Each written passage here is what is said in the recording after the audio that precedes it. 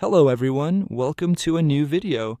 Today I'll be teaching you how to change the icons on your Galaxy A16, all versions. First, you need to go into the settings icon, then scroll down to the themes option.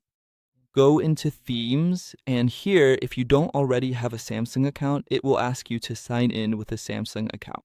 If you don't have an account, the option Continue with Google will appear on the screen. You can click there and you'll register with Samsung using your phone's Google account.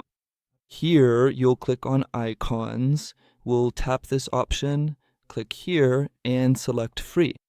Now you can download any icons you want. I'm gonna download these icons, I'll click on Download, and now we'll click on Apply. Just a reminder, there are more complete icon packs and others that aren't as complete.